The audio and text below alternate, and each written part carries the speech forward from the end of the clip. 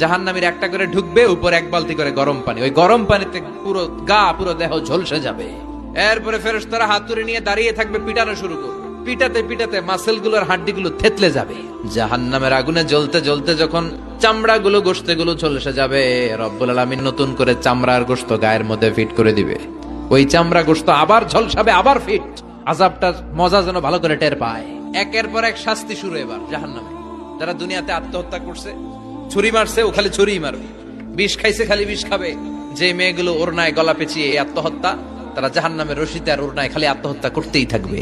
যারা স্মার্টফোনের ভিতরে ইন্ডিয়ান নায়িকাদের কোমর দোলানো ডান্স দেখেছে, অশ্লীল ভিডিও দেখেছে, জাহান্নামের গরম শিক চোখের ভেতরে ঢুকিয়ে দেওয়া হবে। যারা মিথ্যা বলতো, ওদেরকে এক লাইন জাহান্নামের ছুরি দিয়ে কুচি কুচি করে জিহ্বাটা কাটা হবে। অন্যের জমি মেরে খেয়েছে এরকম ডাকাই তাছাড়া নাই, 7 জমিন ওর কাঁধে তুলে দেওয়া হবে। এবার ঘাড়ে কর। গিবত করে চগল খড়ি আছে না নাই, তাদেরকে আল্লাহ জাহান্নামের তামা দিয়ে নখ বানায় দিবে, আগুন ঝরবে ওটা থেকে। নিজেরা নিজের গালের গোশত আর বুকের গোশত টেনে কুড়ে কুড়ে খাবে। ওদের ব্যথার চিৎকারে পুরো জাহান্নামটা থারথার করে কাঁপে। যারা যাকাত দেয় নাই, জাহান্নামের টেকো সাপ, যেই সাপ কামড় দেওয়ার সাথে সাথে দেহটা নীলাভ 70 গজ জামিনে ঢুকে যাবে। আবার সাপ ওখান থেকে ছোবল দিয়ে বের করে পা থেকে পেঁচাতে পেঁচাতে কোমরে একটা টাইট। পারবেন সহ্য করতে? আল্লাহ জাহান্নাম থেকে তুমি আমাদের বাঁচাও।